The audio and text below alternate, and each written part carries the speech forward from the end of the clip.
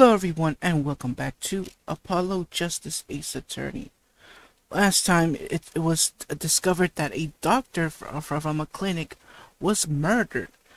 And the culprit, the so-called culprit being blamed for this is actually the son of a Yakuza organization. Yes, I said Yakuza, because keep in mind, the Ace Attorney series takes place in Japan, not LA. I know, localization purposes. But I see it the way I see it. It's Japan. Because there are some locations that you usually don't see here in the States. I mean, yeah, I know this is a fictional story, you know, but come on. Alright, so let's get started with the trial of Wocky Kitaki. Why do I get the feeling that it kind of resembles Wacky Tabaki? I don't know. Anyways, let's just continue on with the trial here. Alright, so we're back at the good old defendant lobby. So let's get started. Huh? Oh, that's Apollo. Huh? Mr. Oh, sorry. Huh? Mr. Wright's not here today? He said his old foot injury was acting up. Old injury? He was all smiles yesterday. Yes, he smiled when he said we'd be fine as long as you're there, Trucy. Yes, fine. We'll be fine. Here comes justice. Oh yeah, but by the way, in the last part of the episode, we were like at the very end of that part, we were introduced to our client, Wocky Kitaki, but we weren't able to get anything from him due to his father being there, giving him a talk and all. All right. So, where was I? Oh, right. I started my voice training at 5 this morning. Oh, do some now. I want to see here. Huh? Oh, okay. My name is Apollo Justice, and I'm fine.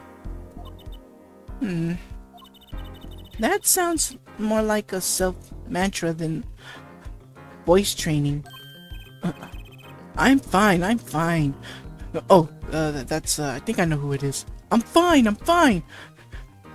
You know what I'm saying? So yeah, meet our client, Wocky Kitaki. Again? Good morning. Yo, sup? Hit me with the guilty verdict, G. See if I care.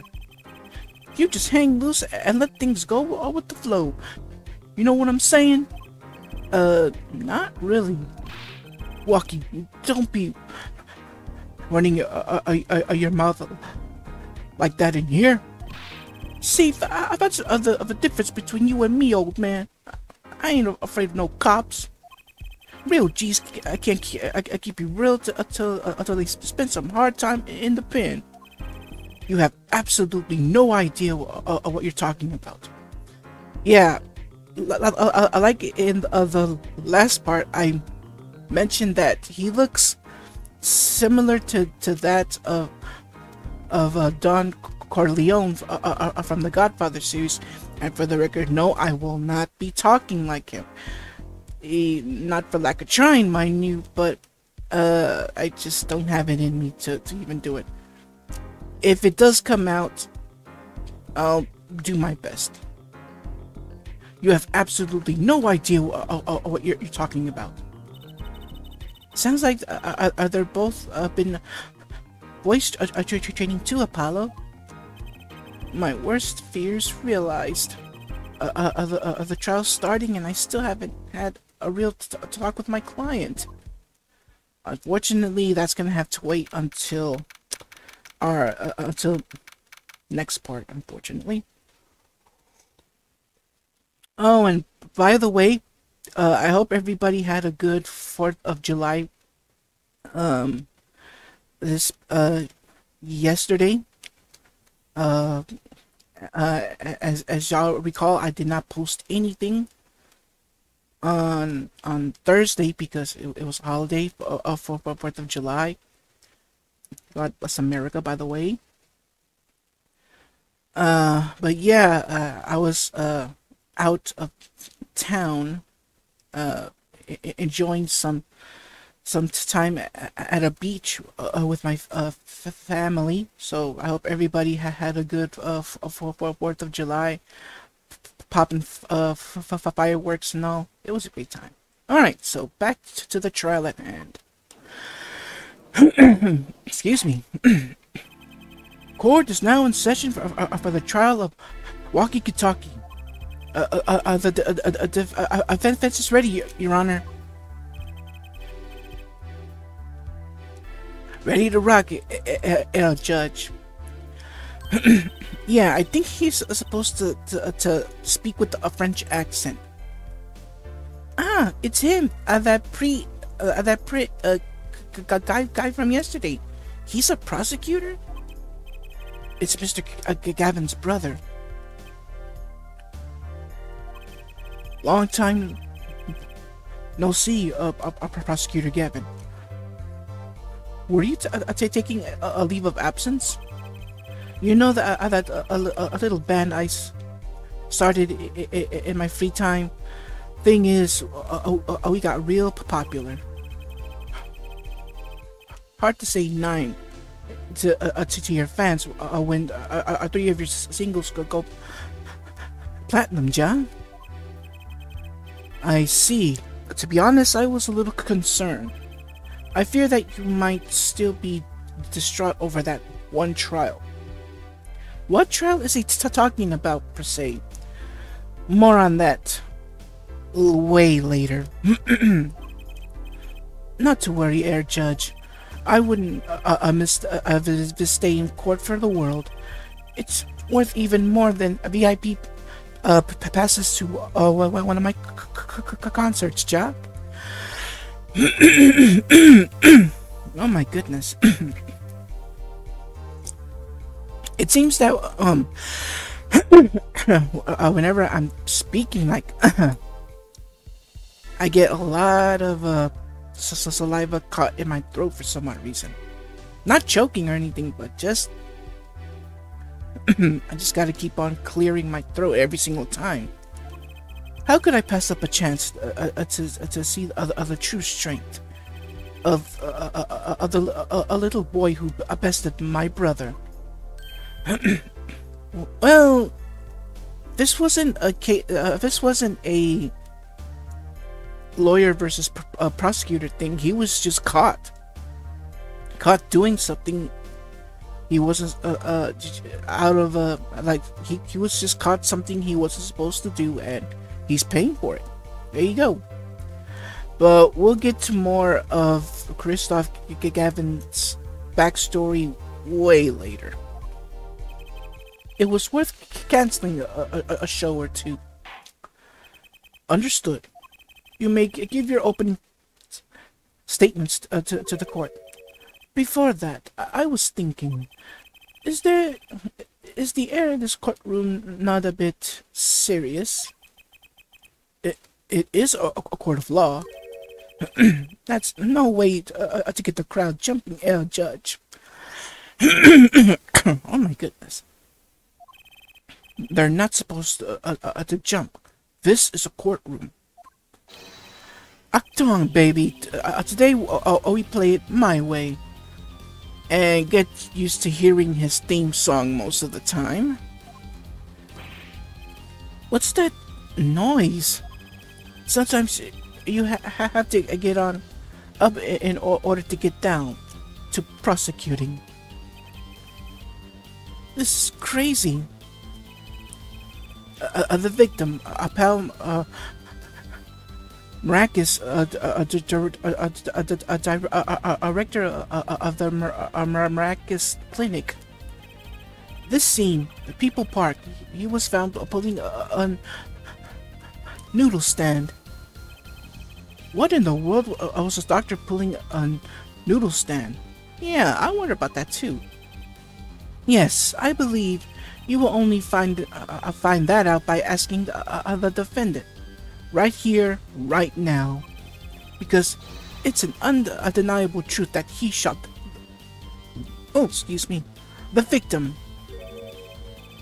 What do you mean, undeniable? If you are to glare at anyone at justice, glare at the punk in the defendant's chair. His crime was a witness quite clearly, you see. Very well. Please admit this witness to the court.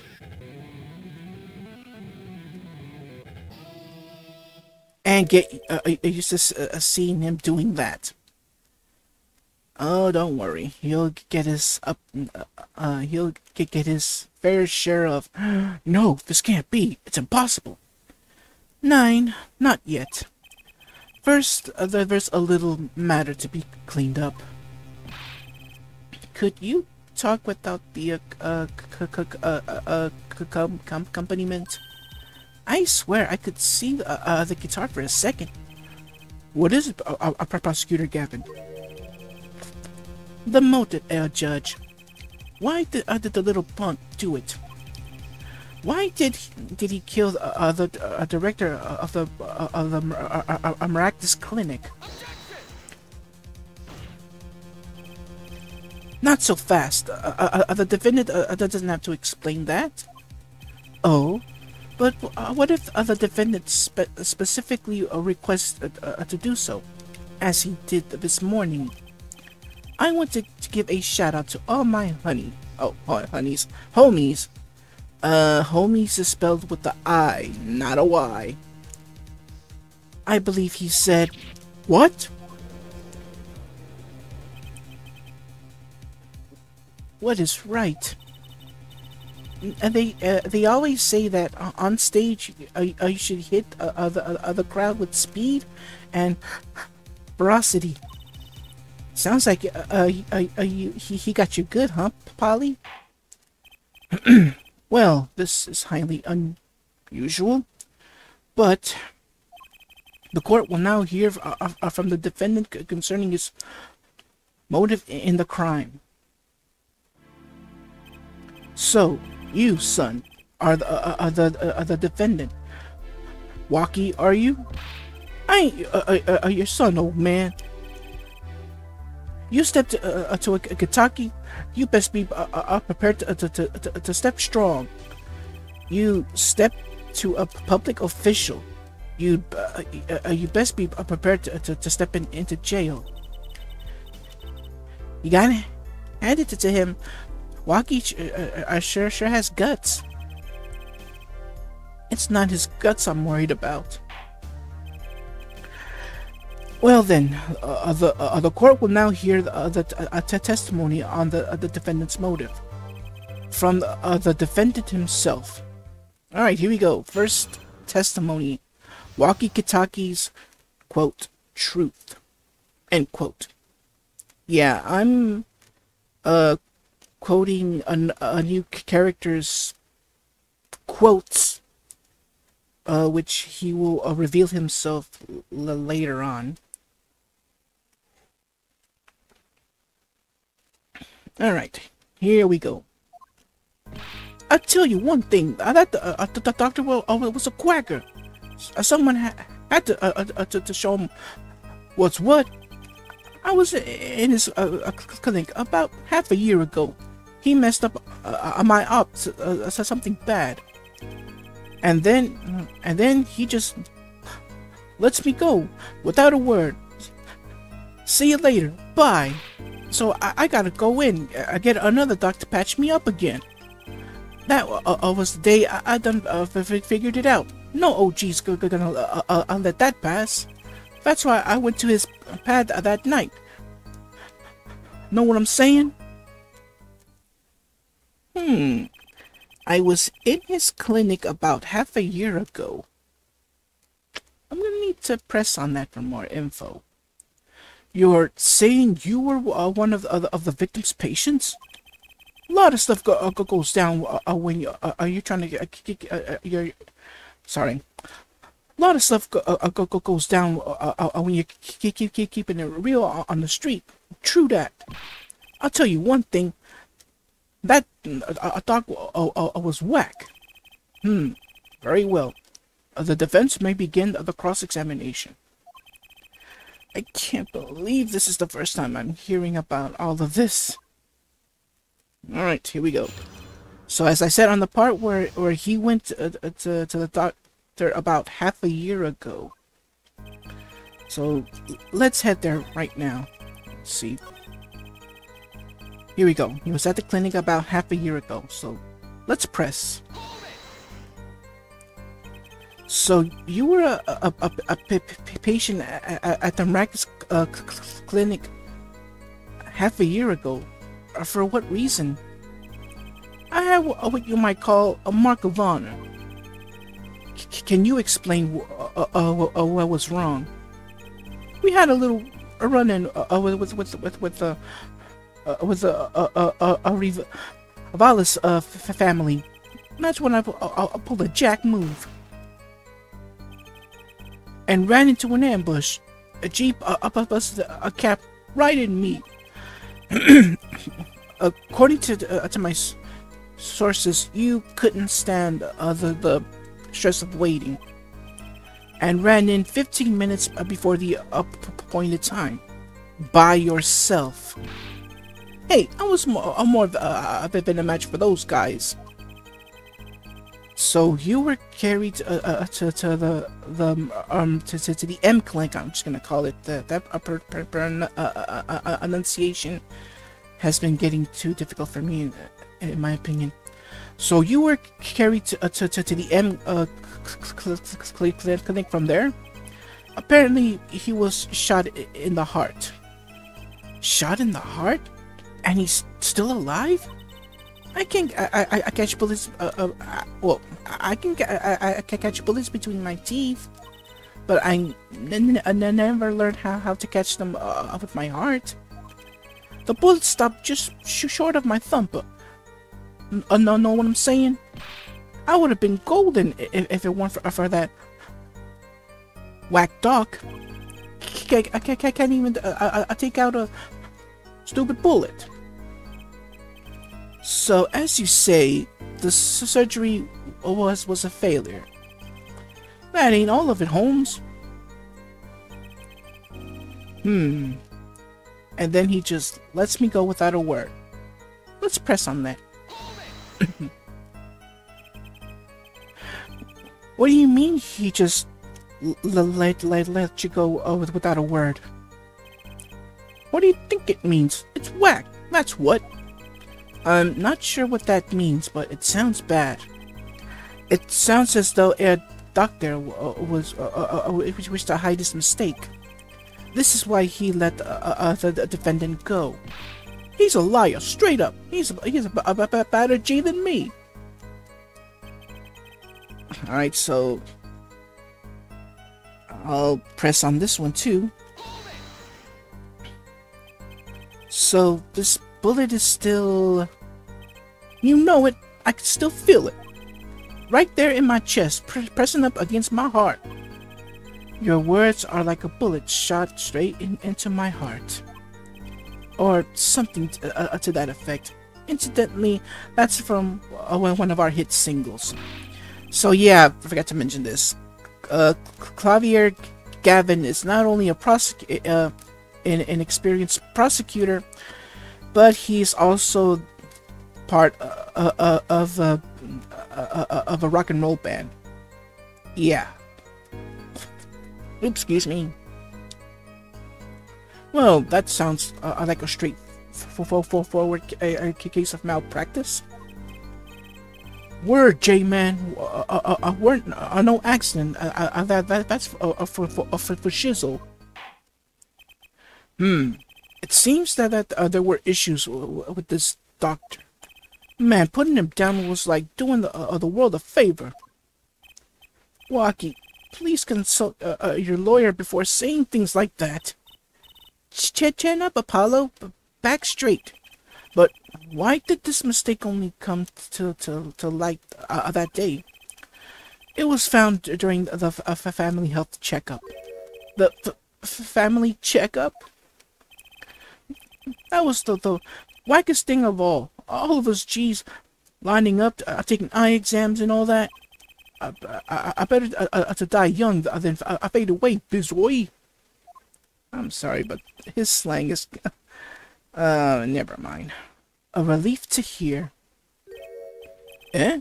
Well, what's a relief? Oh, did your father not tell you? That bullet you carried so close to your heart, if not attended to immediately, it could kill you. What? Yes, Dr. Maractus, at least I'll do my best to pronounce that name, had knowledge concerning this ticking time bomb in you. Knowledge that could have saved your life. No way, that's whacked. There is proof. Your checkup report. Alright, so we get our next piece of evidence, Wocky's checkup report. Let's have a look at it real quick before we move on. Alright, so yeah, it's best to check like this. Alright. Hold on, before we do that. Time of death, June 14th, after 10 p.m. Cause of death, single bullet right to the temple. Alright, so let's go back here. Victim's name, Pal Maractus, age 46. Male. Estimate time of death, June 14th, between 10:15 p.m. and 10:45 p.m. Cause of death, damage to brain resulting from bullet wound. Point of interest, entry point, right temple. Oh boy. Oh boy. Oh yeah, I forgot the... And of course, Wocky's checkup report results from a checkup performed in June. Metallic object found near heart. Basically he wasn't shot at the heart, but near his heart. Patient's name, Wocky Kitaki, age 19, male. A report filed June 14th. Notes, metallic object found near heart. Urgent exam needed. So basically he wasn't shot at the heart, but but the bullet was found near the heart. So basically 50-50 chance of survival. In my opinion, I'm no doctor and all, but I'm just going on theories. Just so you know. How ironic that you would kill the one man capable of helping you. You're almost as careless as he was.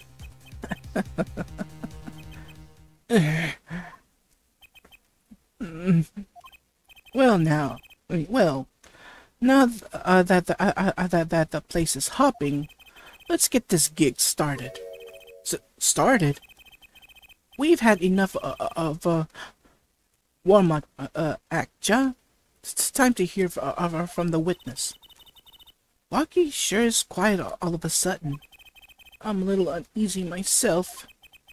Is this Gavin's strategy? Alright, we have our witness here. So, you will tell us your name and occupation.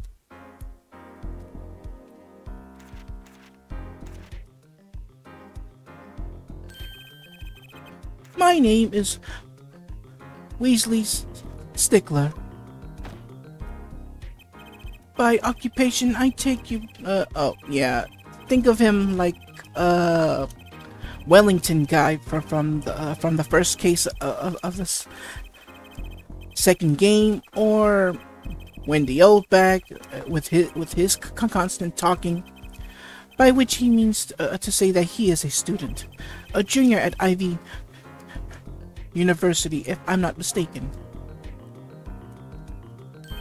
Yes, in the Department of Science and Engineering. Filled with curiosity for all things, I spend my days in pursuit of truth, honing my... Strickler, please direct said curiosity at the case at hand today. Very well. Mr. Strickler, please testify to the court about what you saw on the night of the crime. You ask quite simplistically and... Oh, never mind. Let that thing go. And thus we get to our next testimony. A night in the park. Okay then.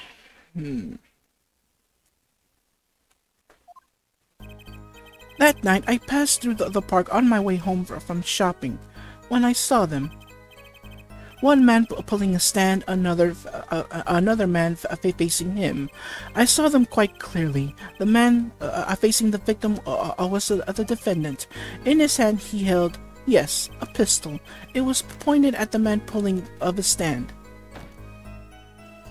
A shot. The bullet hit the man pulling the stand from the front, square in the forehead. Square in the forehead, you say? If you remember a few moments ago, we were looking at Pal's autopsy report, and it is discovered that he that you know what? We'll let the evidence speak for itself. Was there anyone else in the park at the time? I can say with 100% accuracy that there was not. The pistol our witness refers to is this. The court accepts this into evidence. Alright, so we get our next piece of evidence, a pistol. Very well. Mr. Justice, you may cross-examine the witness. Yes, Your Honor. Trucy? Why are you staring like that at the witness? That man, I can't help but feel I've seen him somewhere before.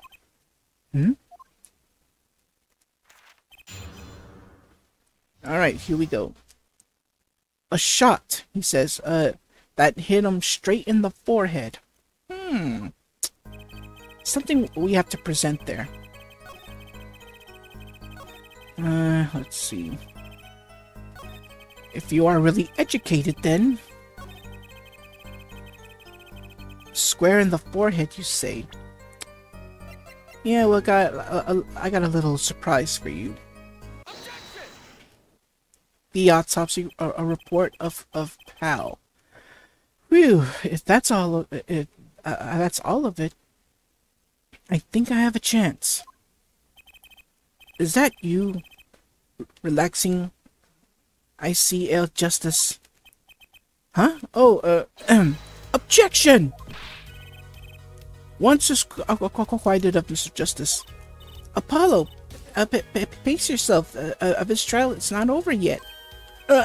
Right. Look at this. The autopsy report? Is there a problem with the autopsy report? Right. A problem. Yes. The problem is the location of the entry wound. The location? You testified that the killer shot the victim square in the forehead. Did you not? I have already determined your angle of inquiry.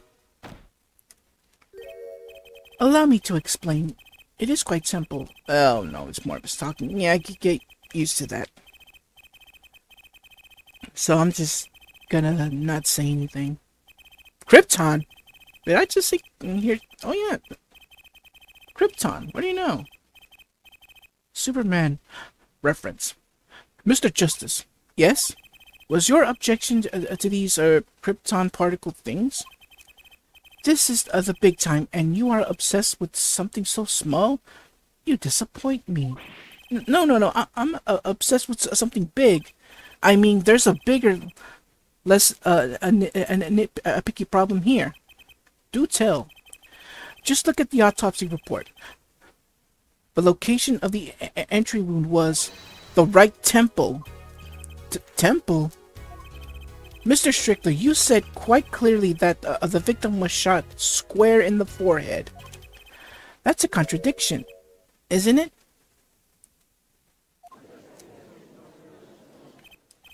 It is, right? Finally.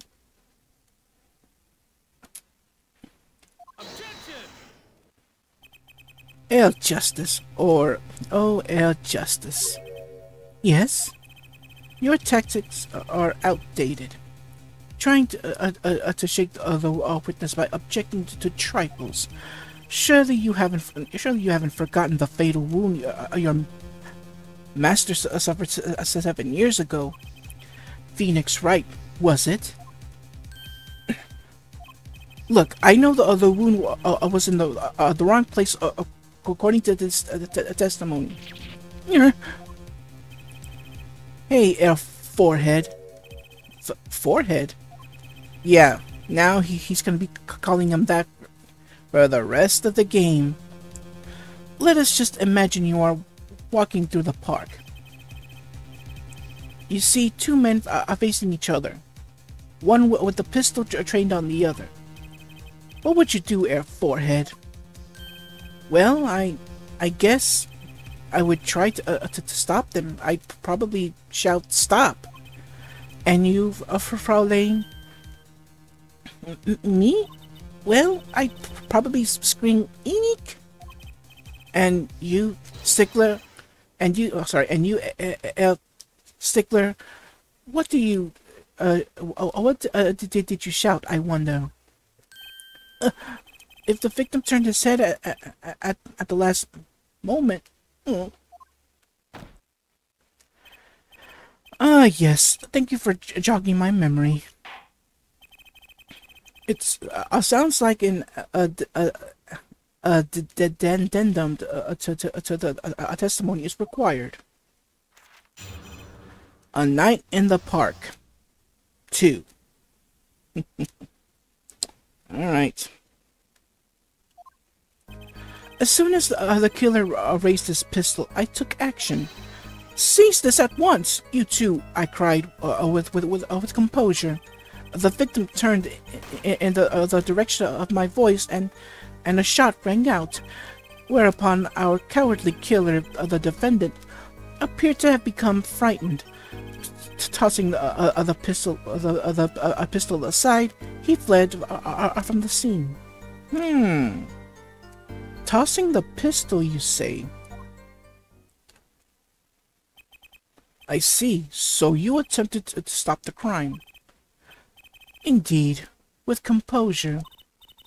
Well, maybe the other criminal wouldn't have fired if he hadn't shouted like that. That doesn't really matter now, unfortunately. Let us consider this new testimony, shall we? Observe this. Observe the diagram, if you would. The witness, Mr. Stickler, was it? Stood here. He shouted, "Oh, stop, please," or something of this nature, and the victim responded by looking at the witness's direction. If the killer were to have fired at just that moment, as we can see, the bullet would have struck the right temple, as in the report. That does seem to be the case. Witness the power of a junior in Ivy University's Department of Science. Very well, Mr. Justice, you may cross-examine the witness. As I said, tossing the pistol, you say. Let's present that pistol itself. Let's see. No, not that one. Here we go. Tossing the pistol.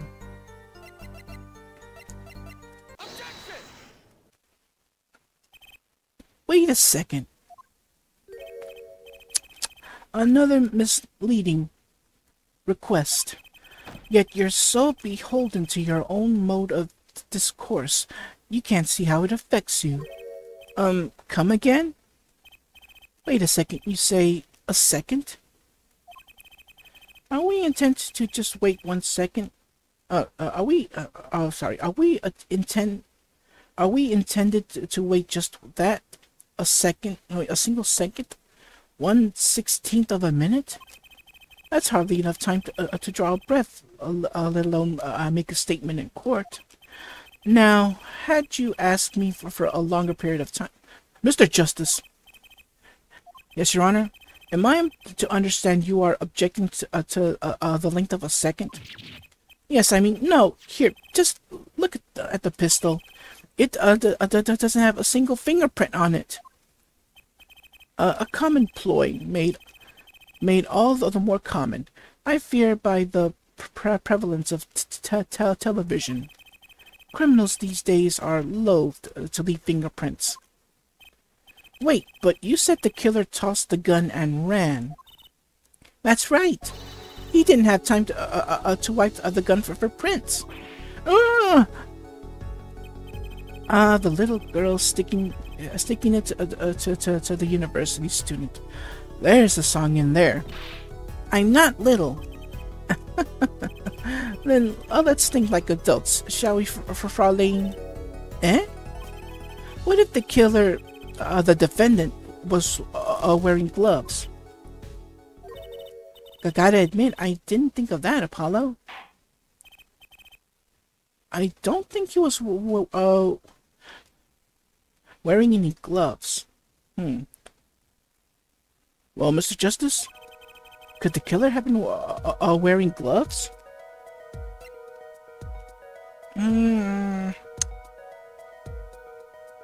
Well, I mean, he is this, well, knowing the way he's acting, like, emotionally, like, impatient in a way, I don't think gloves are the case here. So I'm gonna say, no way. The record of the murder weapon is very clear about one thing. The fingerprints were wiped, which means some trace of prints remained, which contradicts your testimony. If everything happened as you say it did, he wouldn't have had time to wipe the pistol.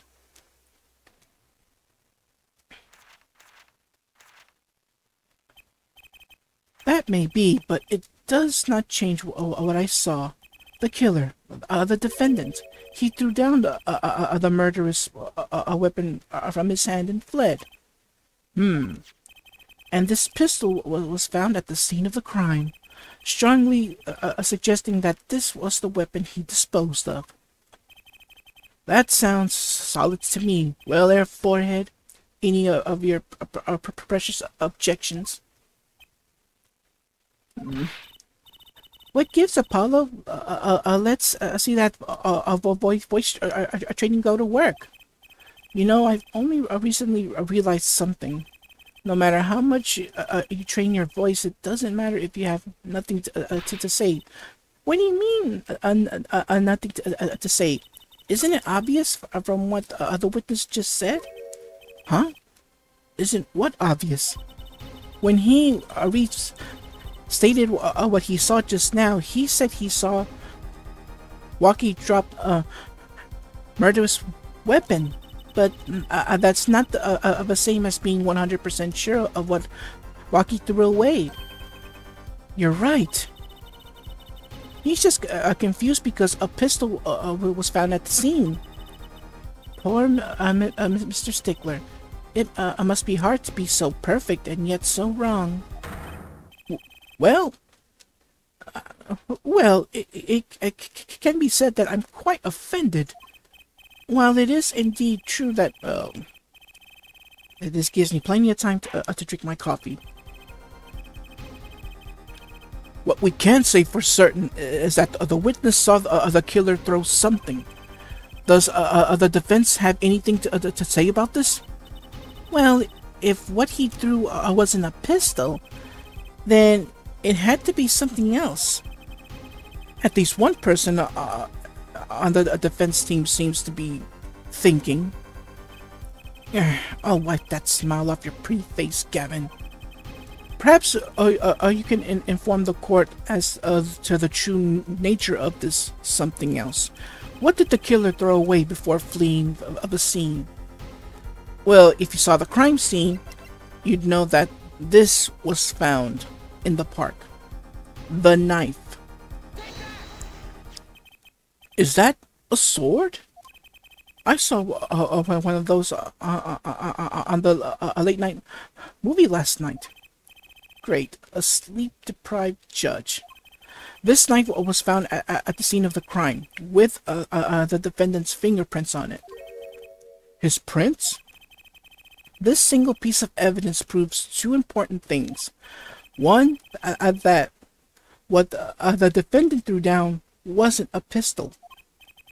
Two, that the defendant wasn't wearing gloves. Indeed. Oh, Air Forehead. You're forgetting two other things you've just proven. Huh?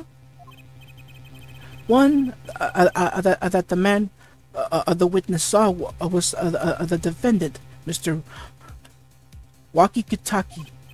Two, the defendant was holding a knife with the intent of harming the victim. Oh, indeed. Never underestimate a Gavin is the lesson here. This court is of the opinion that our witness is fond of making assumptions. In that light, I believe it would behoove us to hear about what really occurred. With less assuming, please.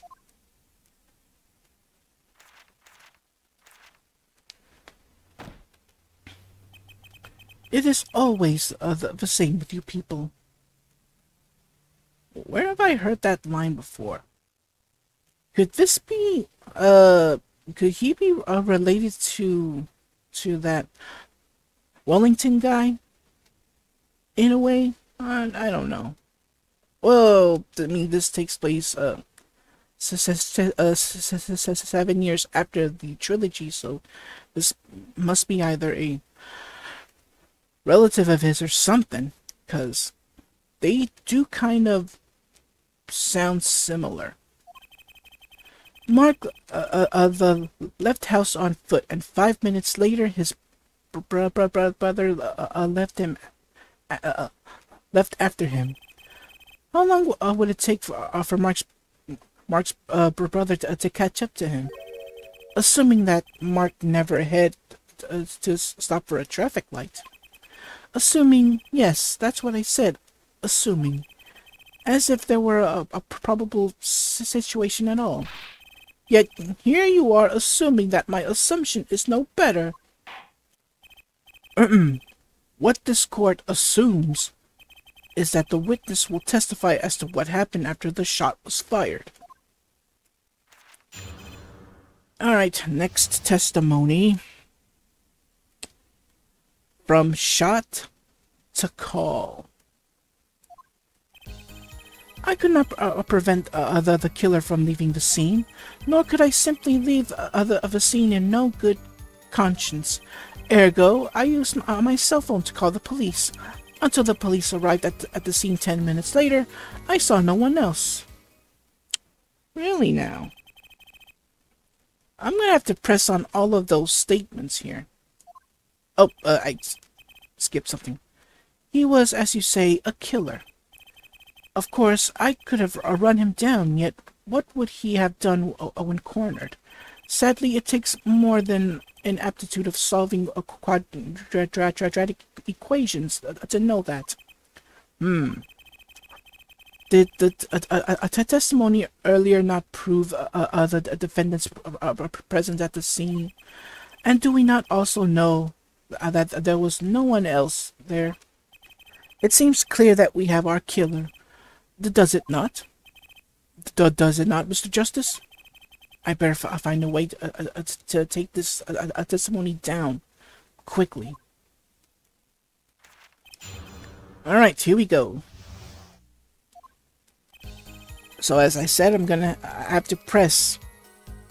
So, number 1. Which way did the killer run? By that time, it was clear the killer had noticed me. Naturally, he ran ran in the opposite direction. That would mean he ran in the opposite direction from a Kitaki mansion. Aktang, don't even think about pointing out that he was going away from his home. All he had to do was loop back once he was out of sight. How did he know that's where I was going? Alright, next statement. You were certainly composed for someone who had just witnessed a killing. If one is to devote one's life to pursue of science, one must never flinch at the sight of a little blood, nor be so moved by a chemical discovery that one drops one's flask upon of a lab room floor. Ooh, cool answer. Very cool. So nothing strange about how he acted. Shusi looks like she has something to say. Alright. Next up, I used my cell phone to call the police, huh? Wasn't your first wasn't your first thought to call an ambulance? It can be said that I have dabbled in medicine. The injury I witnessed, namely a single shot to the head, tends to result in death. Ergo, there was no need for me to call an ambulance. Oh, a perfect syllogism?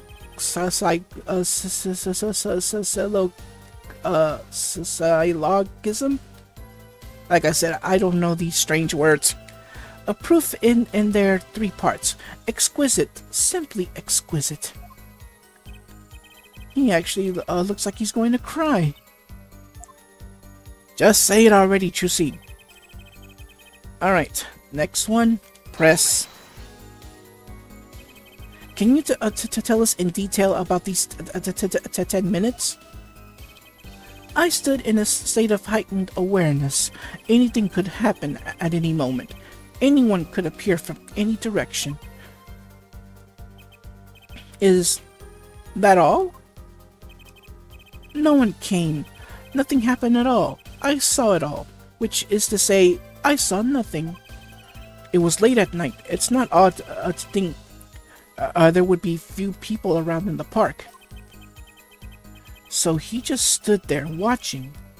Not much to go on there. Shusi, if you got something to say, by all means say it. I can't find a single problem with that testimony. Had enough at last there, forehead. Maybe it's time to back off a bit. I don't have a choice since Shusi does have something to say, but she isn't saying anything. There's nothing fishy about that testimony at all. It appears there are no objections to the witness's current testimony. There are a number of ways to explain the lack of prints on the pistol, I assure you.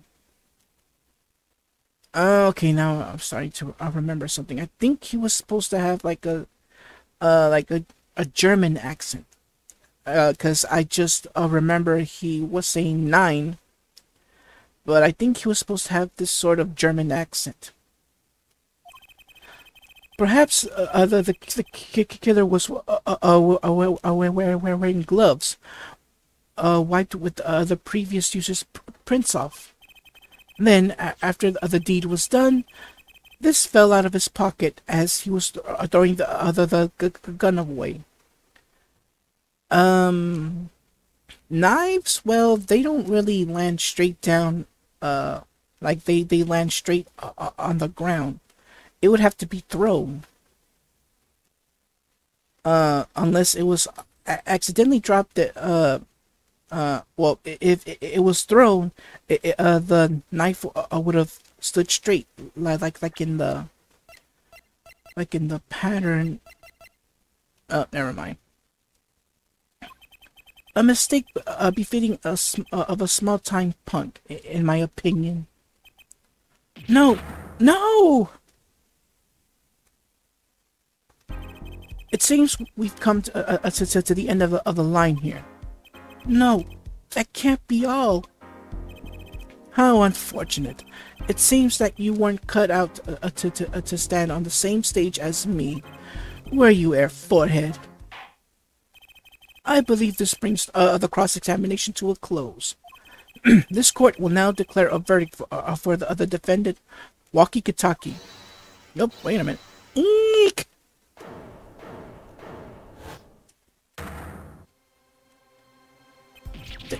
Trucy! Nobody move! What is the meaning of this? Who are you? There will be no verdict in this court. Not yet. Wait, are you... one of the Kitakis? The Kitakis? You mean those notorious gangsters? If you don't want to see me give the pretty little girl a new smile, do as I say. Adjourn the court for 20 minutes. What? This court will not bow to the pressure from the likes of... Judge, I see a little point in further aggravating this gentleman. Recess, 20 minutes, or I promise you, you'll regret it.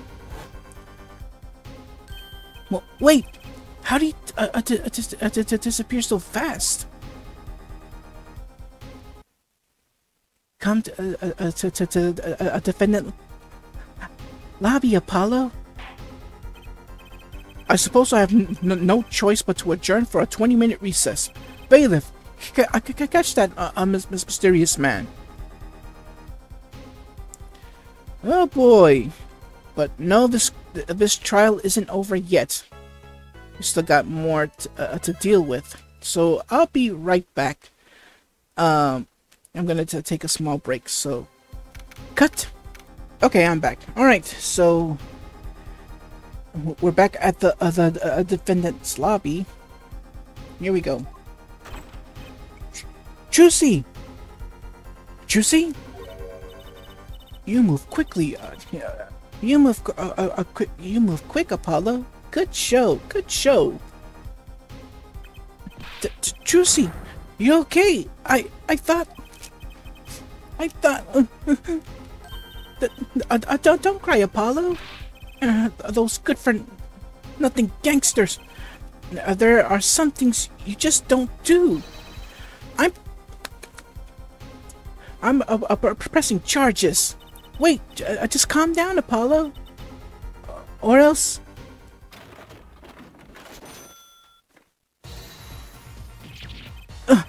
what the heck is that?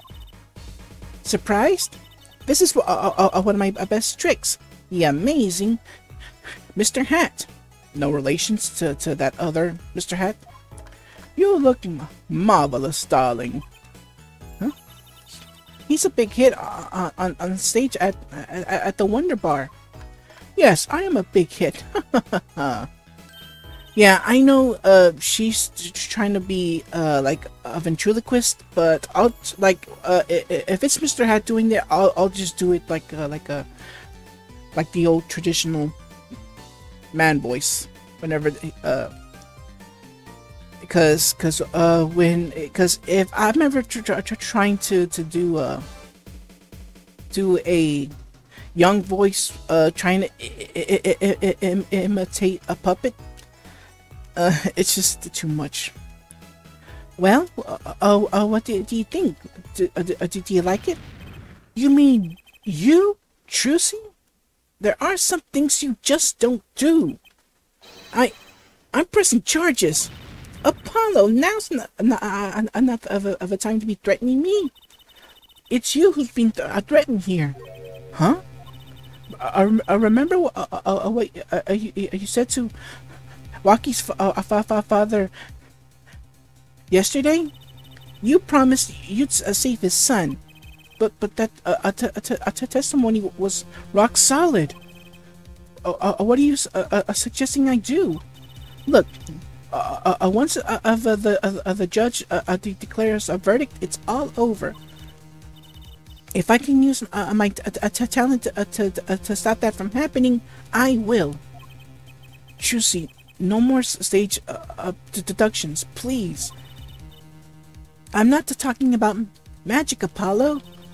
I know when the witness isn't confident, I can perceive what he's feeling. It might not mean anything, but it's all we've got. You can see what he's feeling? Now, why does that sound familiar? Think back, Apollo. Think back to the times when there was a contradiction in his testimony. All the times. All the times there was a contradiction. You, the player, already knows what she's talking about. Remember the mechanic that was introduced back in the first episode? Y'all know what I'm talking about. So yeah, I remember. Well, I think I remember them, sure. There were 2 times when he made statements he wasn't confident in, and each time there was a contradiction. In his hand, he held, yes, a pistol. It was pointed at the man pulling the stand. Tossing the pistol aside, he fled from the scene.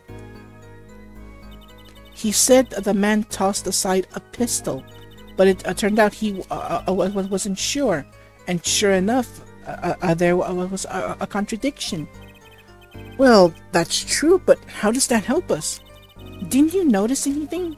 Whenever he made a statement he wasn't confident in, he displayed a certain habit. In his hand he held...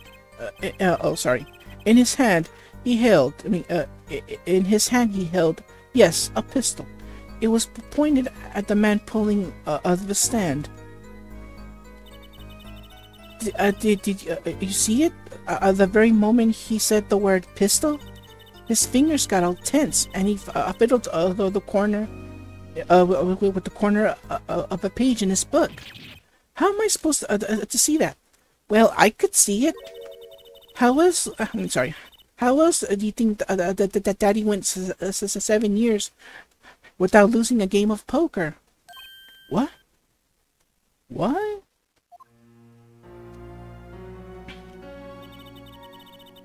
I always sat next to the Daddy during big matches.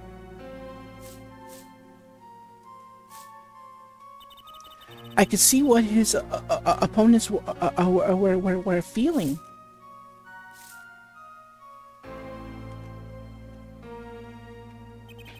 You mean that's how Mr. Wright won all those games? It's not cheating, officially. I wasn't even looking at their hands or anything. Well, she's not wrong. It's not clearly cheating at all. It's basically people like to get nervous, and they use that quote nervousness as a bluff. To make them think that the nervous one is losing when in actuality he's winning. So it can be used as a bluff, and technically it's not cheating at all. You're using he's using his emotions like yes, I'm gonna win, when in actuality you're gonna lose. Or, man, I'm gonna lose, when in actuality, you're gonna win. That kind of thing. So, basically, it's not cheating. It's just, you can use your emotions to your advantage. but it's a double-edged sword. So basically, you try to use your emotions to your favor in a way, like bluffing your opponent or opponents, depending on how many people are playing poker with you. So, yeah, it's not cheating officially. I wasn't looking at their hands or anything, and I wasn't there all of the time either. Daddy's quite good at poker after all, but not good enough to go undefeated that long. Great, so he cheated, but what does that do for us? He didn't cheat, Apollo. I don't believe this. You have to listen to his testimony one more time. No, scratch that. You have to watch his testimony. Perceive of the truth. Watch a testimony.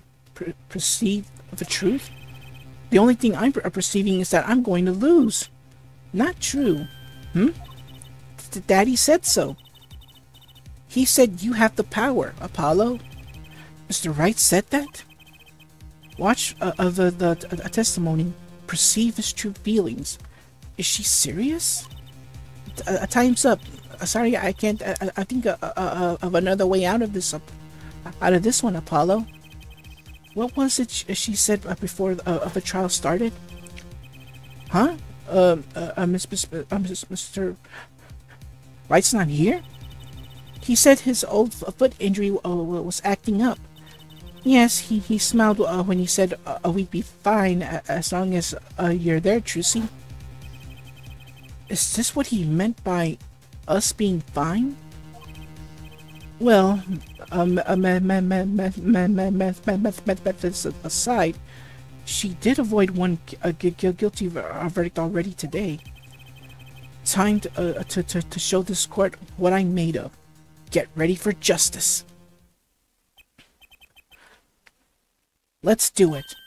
Apollo, you know, I'm starting to think I can do this. I knew you could do it all along. Oh, one more thing.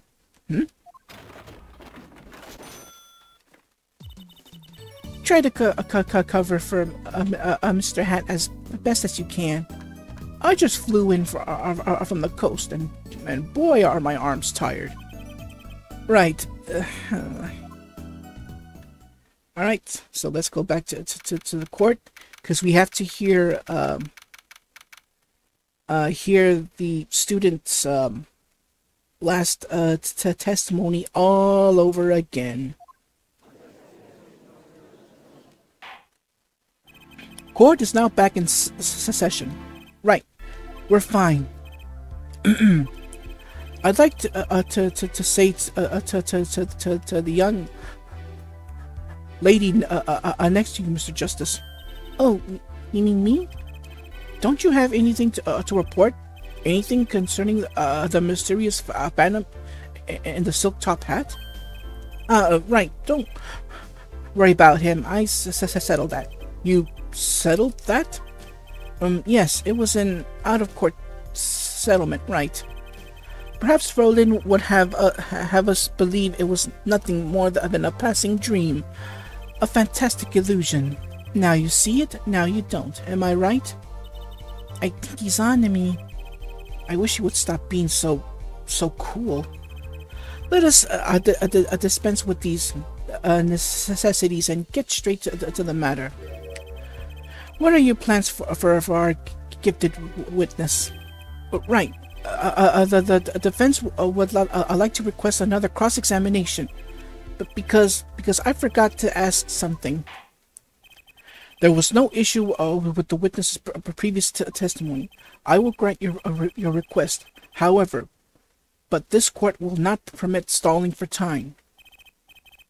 Oh, Judge, out of all the trials you've been during Wright's time, you still don't get it, do you? Understood, Your Honor. Don't forget, Apollo. When he isn't sure about something, he has a habit of fiddling with his book. So yeah, whenever they do their habits on a certain piece of during like a certain piece of a statement, that's when you proceed. Yeah, I know. I said signals, but in actuality, they're called habits. So, apologies there. All right, let's repeat from shot to call. I could not prevent the killer from leaving the scene, nor could I simply leave the scene in good conscience. Ergo, I used my cell phone to call the police. Until the other police arrived at the scene 10 minutes later, I saw no one else. Okay.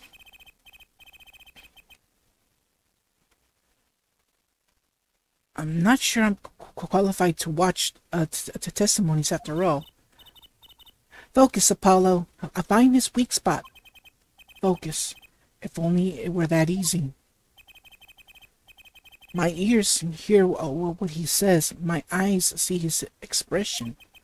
Do I have to do something more? What other senses do I have? What's this? My bracelet. So yeah, it's revealed that whenever a testimony is said, the bracelet will react. Basically, that bracelet, like it, like whenever he feels something, normally the bracelet is loose in a way that you can actually spin it around. But whenever when Apollo hears a certain piece of testimony with the habit, the bracelet feels like it's getting tighter and well, not too tight, but tight and tight on his wrist in a way.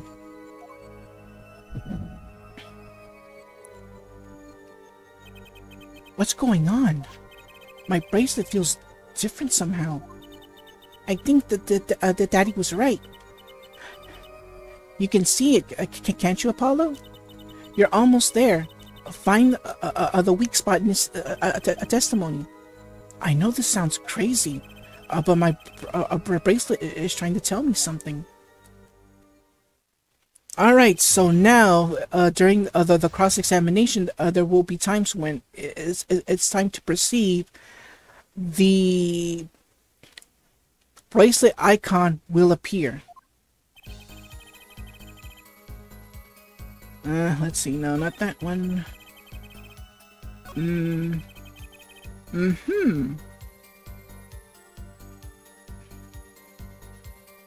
Let's press on that first.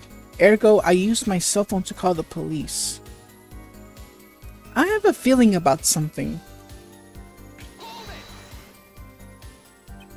So, you called immediately after witnessing the murder? The police undoubtedly have a record of the call. Why not check with them? Wait, Apollo. This has to be it. Wait, you mean his habit? Don't forget, Apollo. When he isn't sure about something, he has a habit of fiddling with his book. The only time he even had the book open was here. Which means this is the place to look for this habit. I don't know how I know, but I know. Know what? It's my bracelet. It's different somehow. I can feel it reacting to something about the witness. And thus, there you go. Now the bracelet icon will be shown for the rest of the game. Alright. Your bracelet? I'm not sure I get this focus stuff you were talking about, Juicy, but I have a feeling that trusting my bracelet is the way to go. Okay, I just need to touch my bracelet as it reacts to the testimony. So let's click on that bracelet. Oops. Yeah, I'm not sure if y'all saw that, but the window thing from it's because I use Windows 10. All right, so what's going on? I can see the witness's face, his expression so clearly. It's filling my mind. I can see nothing else, hear nothing else. Apollo? Juicy, what's happening to me? This is what I meant by focusing. Focusing? In this state, you can see everything, Apollo. Everything the witness does. But that's great, but this is kind of freaking me out. Just look for Mr. Stickler's twitch, his habit. You remember it, right? Sure. When he says something he's not sure of, he fiddles with a page of his book. You got it. Right now, you're looking at the witness's face, and your eyes are sort of bugging out. I'll bet they are. Okay, first, move your focus of attention down to Mr. Stickler's hand. His hand? You know, you know what to look for now, but you have to be looking at the right place. Excuse me 1 second, I'll be right back. So, cut. Okay, I'm back. Alright. Where was I? Okay. She's right. I can only see his face like this. Wow, does he have a very, very, very short nose. I mean, look at it. It's so short. Time to try changing my viewpoint. All right, so I'm gonna switch screens here and find that little habit of his. Yeah, basically, you can look everywhere, trying to find a signal. Perfect. Now you're really ready. Ready for what? Ready to perceive the truth behind the twitch. Perceive? Try listening to the witness talk as you focus. Then, watch for his habit. Right. You mean when he fiddles with the page? That's right. That's your signal to look closer to perceive. Find his weak spot, and I guarantee we'll be able to give him the royal flush. Spoken like a true pokerhead's daughter. I'm a magician, thank you very much. So I have to pay attention to his words and his fingers. Don't worry, if you miss it, you can always try again. Which is true. You have infinite chances to try to find the habit. There's no time limit. You can take your time as much as you want. So that's good news there. Right. Look out. Nervous twitch. Here comes justice. Alright. Oh, look at that. You saw a twitch there. Time to proceed, though I have to use the mouse here. Okay, on the part where it says I've used my cell phone, that's where the twitch comes from. That's where I'm going to proceed. Gotcha.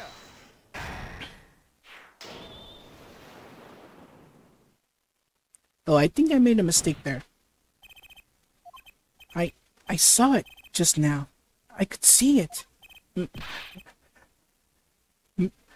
Mr. Justice, do you have something to say? All of this banging of desk, it's quite bad for my circulation, you know. Mr. Stickler, allow me to ask you a simple question. Why did you fiddle with the page of your book just now? The very moment you mentioned your cell phone. But what are you talking about? I'm curious now about this cell phone of yours. Mind if I ask you a few questions? What to ask? What to ask?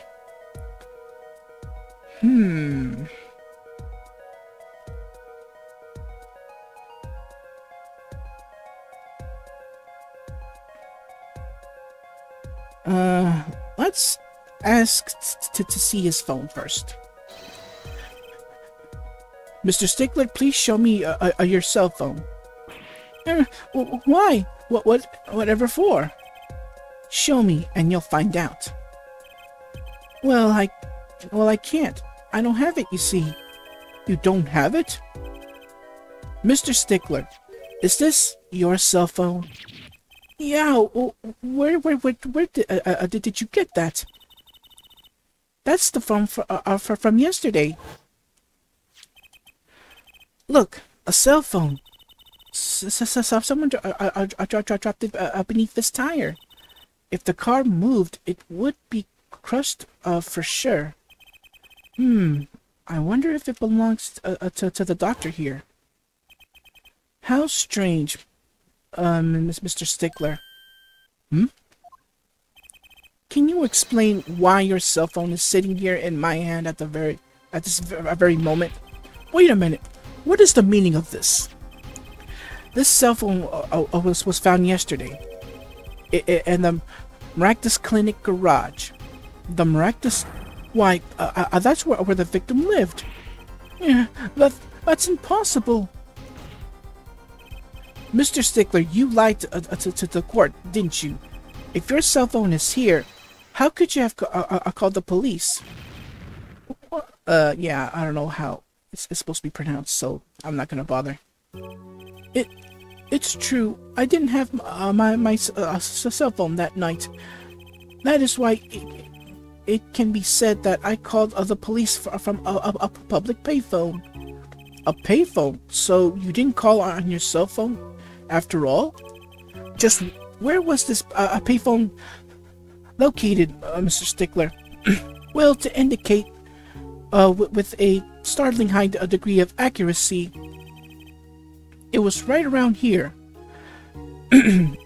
That's quite a ways from the park. But why did you lie? There can only be one reason. He didn't want the court to know he had lost his cell phone. Because it was found in the victim's garage. What are you saying? Mr. Stickler, you broke it into the Maractus Clinic garage on the night of the murder. This cell phone tells all. But that's ridiculous. That makes it sound like I stuck into this fellow's garage to commit a crime, as though I were trying to kill him. Well, Dr. Maractus was killed that night. Well, yes, but no. This line of reasoning has to be against the rules. Yes, it's true. I lost my cell phone, but you can't prove that I lost it that night. Well, Mr. Justice, if that cell phone was dropped the night of the murder, it does raise considerable suspicions to a connection with the crime.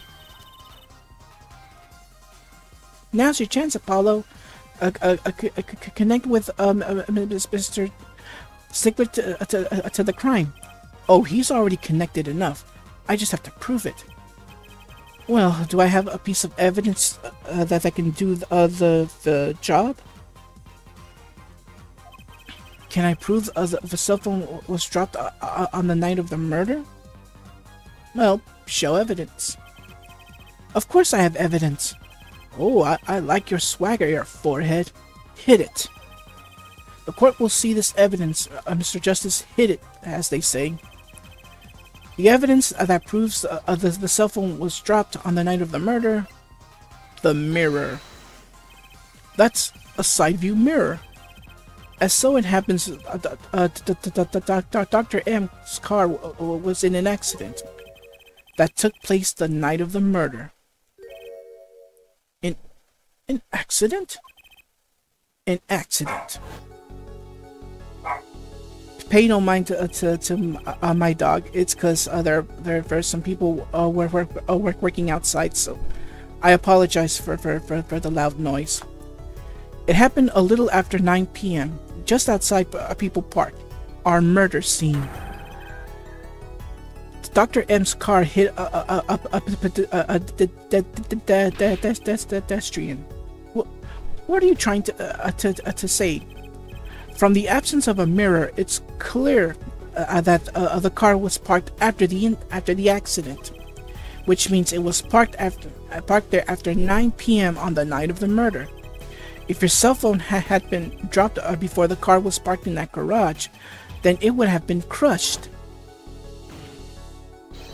After all, it was lying on the ground right under the wheel. Ergo, Mr. Stickler, the only time you could have dropped this in the garage was after 9 p.m. The night of the murder in the park.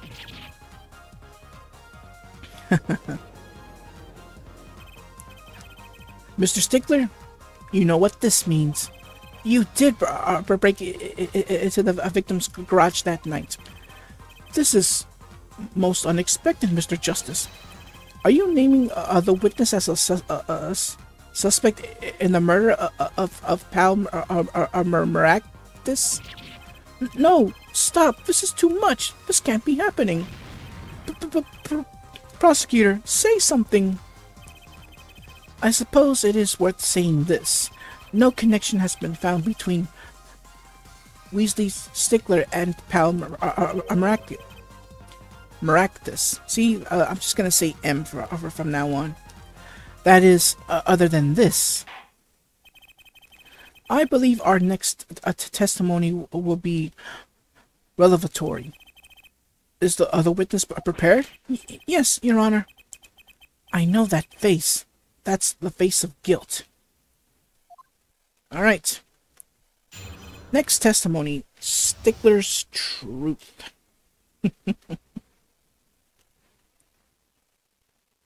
Alright, here we go. That night, yes, I went to the supermarket. I must have dropped my cell phone on my way back. And when I was walking through the park, I happened to witness the crime. I saw the killer, the victim, of the stand, all as clear as day. It was him. I saw the defendant at the scene. Yes, but your cell was lying in a garage. Yes. Well, as you can see, my model of cell phone has a defect. It was given to rolling. It's quite a pain when I dropped it alongside the road, you know. Looks like a normal cell phone to me. In any case, Mr. Justice, the cross-examination, please. That's funny. My bracelet didn't react at all during that testimony. Well, his nervous habit must not be acting up. I didn't sense anything either, actually. Looks like you're on your own this time around. Right. No problem. I hope. Here comes justice.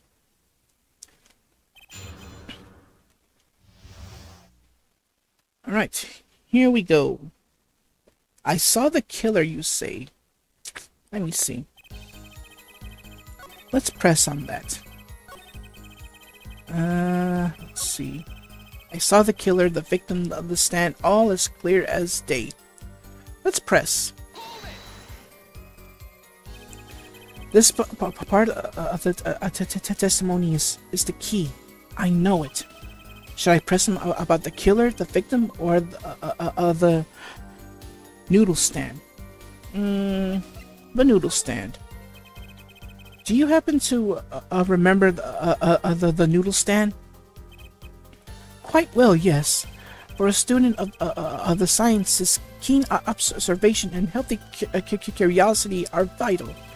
I remember everything. I could even read of the sign. I believe it said, noodle? Yes, that was it.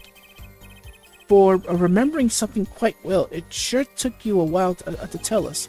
And thank you for telling us that a noodle stand sells noodles. Very enlightening. Well, Mr. Justice? Oh, he could not be further from the truth. What about that sign? Could that be important? Oh yeah, very important. Because keep in mind... I hope it's there. Ah, here it is. The noodle stand. Now, let's have a check, shall we? I'm gonna have to use the mouse on this. There we go. I'm trying to display it as best as I can. But bam! Does that say noodle to everyone? No, it does not. It does not say noodle. It says El Dune. Anyways. So the sign on the noodle stand said noodle. It appears the defense has just obtained a vital piece of evidence. Is this a noodle stand's broth really that delicious? I'll have to go. I'll have to go sample the wares one of these days. I think that's worth adding to the testimony as well. Whatever sort of noodles that stand sells, it can't match up to IVU's cafeteria. Some applied to the school merely for a taste of our smart noodles. I wouldn't mind a taste of that myself. Alright. Why, I even remember the sign on the stand the victim was pulling. It said noodle.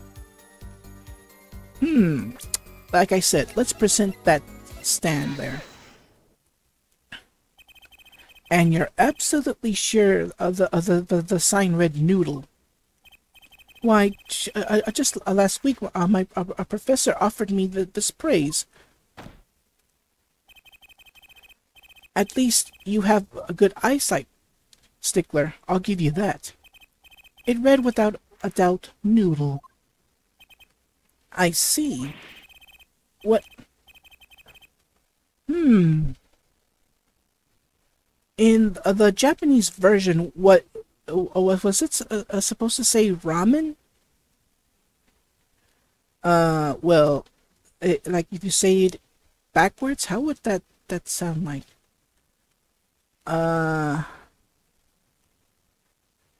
Menar? I think. Menar? Anyways, what? Why are you looking at me like that? Is that pity I see in your eyes? Let's take a look at our map, shall we? So, you're claiming that when you saw the sign you were standing here, was it? Although it would have been a bit hard to read of a sign from this spot. You think so? Mr. Stickler, I'd like you to please take another look at the stand, and to carefully read what the sign says. See, the sign actually states the name of the stand's owner, El Dunes. Inconceivable! I'm certain it was definitely noodle for sure, positive. I'm afraid your professor was wrong about that eyesight. I wouldn't be so quick to jump to conclusion. The sign he saw changes everything. The witness says the sign said noodle, but he was wrong. Well, he was wrong, but at the same time, he saw it right.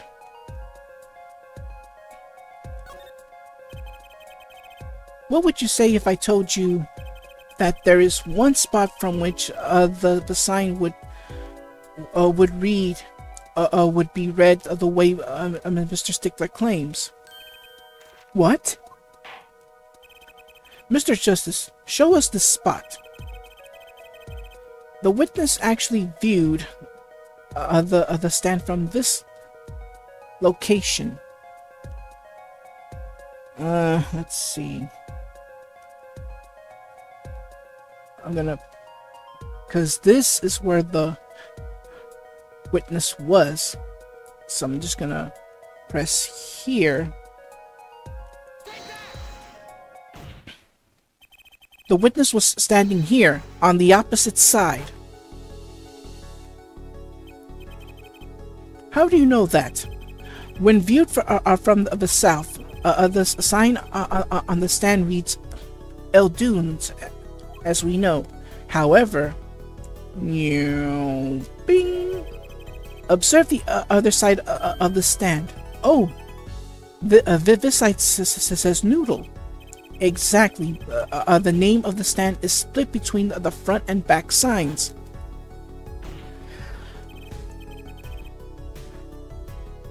Mr. Stickler, you lied to the court.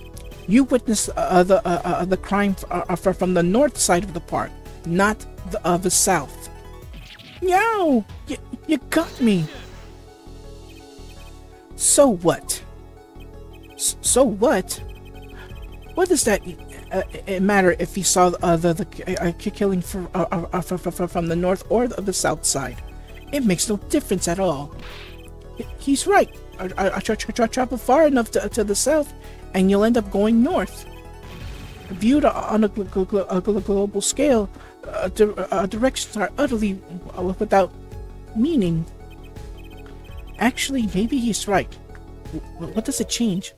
It changes everything, Apollo. Shusi? Remember his testimony from before? Though, to be honest, I'm a little scared of where this is leading. 3D image time. Okay. The killer and the victim are facing each other. Then, at the moment, the killer raises his weapon. Mr. Stickler shouts, at which point the victim turns his head to look. And the killer fires his pistol. And hence why he was shot in the right temple. That's why the bullet hit him in the right temple. No contradictions, right? Right, but if Mr. Stickler was standing on the north side of the park, that reverses the whole scenario completely. Completely. If Mr. Stickler shouts from where he is now, and the victim looks in his direction,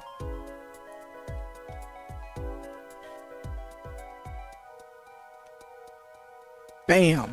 Right there. It would have hit. The bullet would have had to hit his left temple. In other words, someone standing at point K couldn't shoot the victim in his right temple. It's impossible. Well, unless the bullet went in and out, but that's not the case. That's right. So now that we know that Mr. Stickler was standing on the northern side, the wound location takes on an entirely different meaning. Indeed, you are absolutely correct, Fro Lane. Well, what meaning? The entry wound on the right side of the victim's head, correct? Well, the right side of the victim's head is north. North? But that's where the witness, Wesley Stickler, was standing. Correct. So if he was standing north, then the only person he could have shot the victim in the right temple was Mr. Stickler himself. Yeah, yeah, I'm gonna forget about that.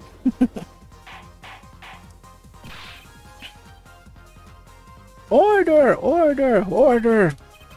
Wow, the apple didn't fall far from the tree. She flipped this whole case on its head while I was still figuring it out. Clarify one point for me if you would, Air Forehead.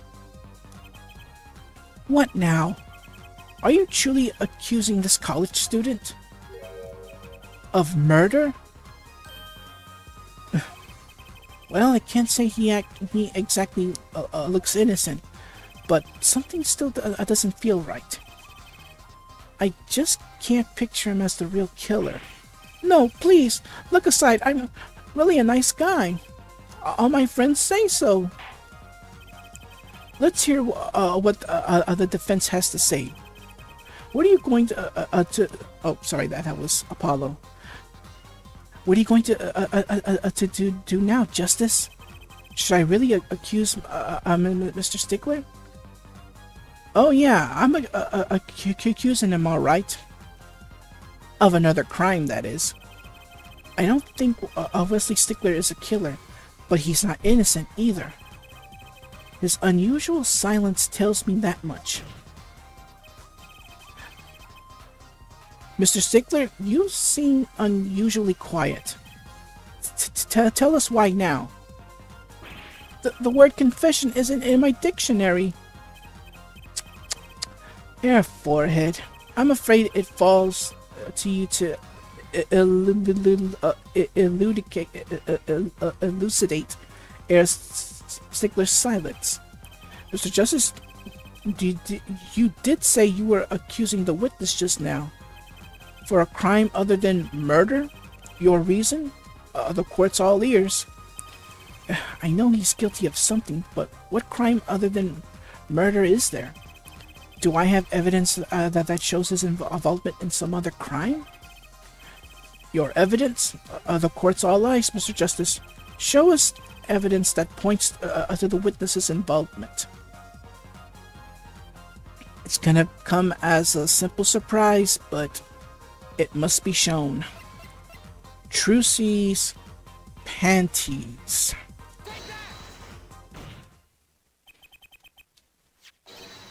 The evidence is this. What? Is that women's underwear? Hey, those are mine.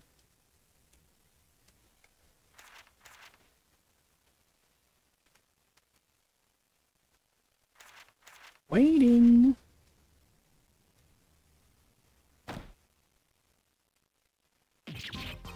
Don't look at me like that! Order! Order! Order! Mr. Stickler, while I can't say that this comes as a shock, it's not what it seems. On the night of the murder, just past 9 p.m., a young girl catches a panty snatcher red-handed. Bravely, she gives chase, but the snatcher flees and hides himself in no other place than the Miraculous Clinic garage.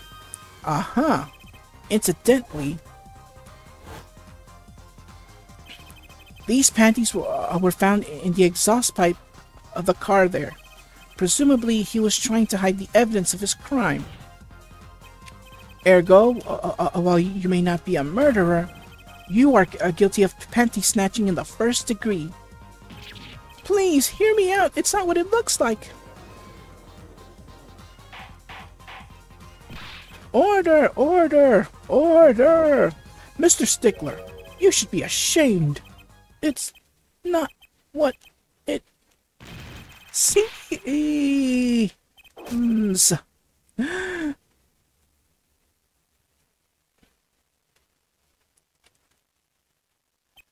So, yeah, Weasley, I'll just call him that. I know it's Wesley, but I'll just call him Weasley, is the panty thief. So we are to understand that you were silent not because you were guilty of murder, but because you lacked the courage to admit your theft of this girl's undergarments. Perhaps you are not aware that my school's name was originally written IV. I stands for intelligent, V stands for valiant, C? Your point? I'm not done. Now I'm a major in the science department. And what does science teach if not curiosity? Yes, we of the IVU science department are valiantly curious. No challenge is too daunting for what a greater challenge to the side. But never mind. Come on, you're talking about a girl's panties here. No, you don't understand. A mystery is the unknown, and the unknown is unacceptable. And my friends, when it comes to mysteries, those panties are the promised land. Anyways, from the moment I first laid eyes on them, I was compelled to investigate for science. A full-size car tire was only the first mystery those panties revealed. Tire? Yes, I saw her do it. She pulled a tire out of those panties. But that's not all. First, there was a tire, then a stew pot, and a frozen chicken. One mystery after another. It was magic. Oh, I remember now. He's one of the regulars in the audience at the Wonder Bar. Huh? He's talking about my magic panties trick. I just don't understand. A broom from a pair of panties. It mocks the very laws of physics. A broom and a frozen chicken, Trucy? Whatever happened to the doves and bunny rabbits? Mr. Stickler, you stole this girl's panties to understand a magic trick? You say panties, but they are so much more than that. For me, they are an object for serious study. I wonder. There has been a recent rash of panty snatching in the area. Were they all you? I am sorry, but I did it for science. Each time I spied a pair of panties. Let him talk. Let him talk. Let him talk. Let him talk.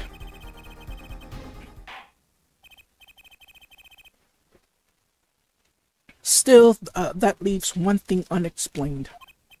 Ah, you refer to our witness's other lie, yes?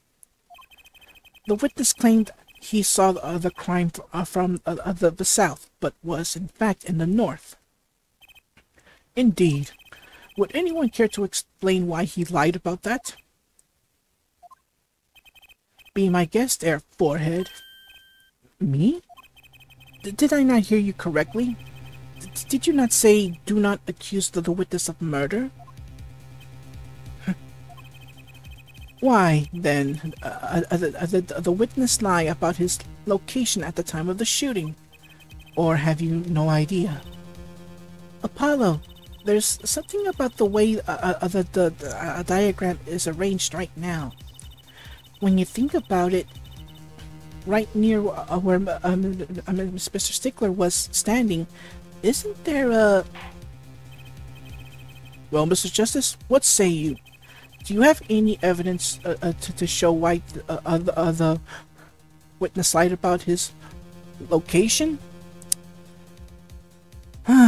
Just like the previous pair, the other pair can't be denied. I present the evidence of Miss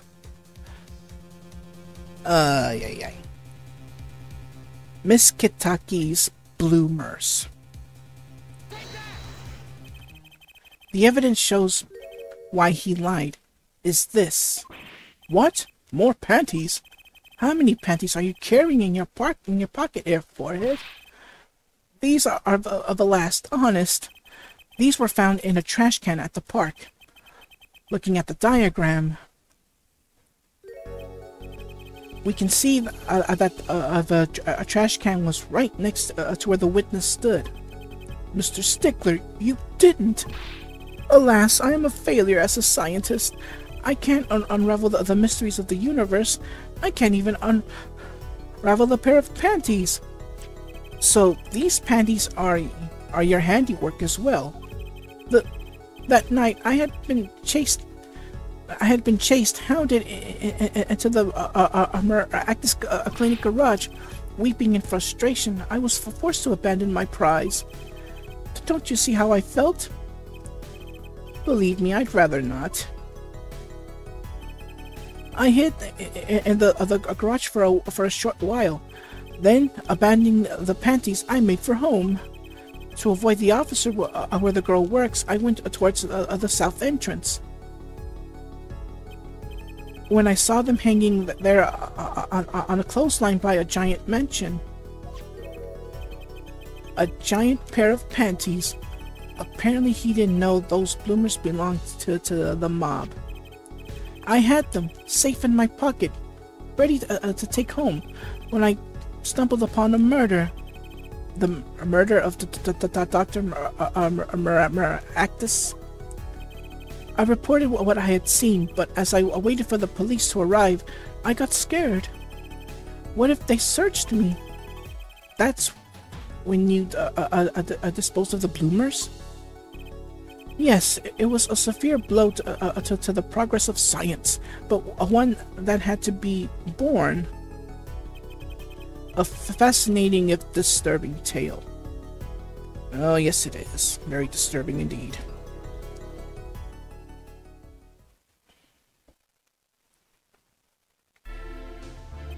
I believe this brings today's proceedings to a close, and I am more than pleased to dismiss the witness for the remainder of the trial.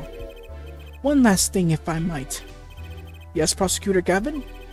Regardless of where we ended today, some vital points were made. Namely, the defendant, Wocky Kitaki, was at the scene of the crime, and he was pointing a weapon at the victim. One more thing. Wocky Kitaki has a clear motive. Indeed, the defendant, Wocky Kitaki, is still the prime suspect in this case. The only suspect, in fact, assuming there was no one else on the scene at the time. Yet another mystery remains.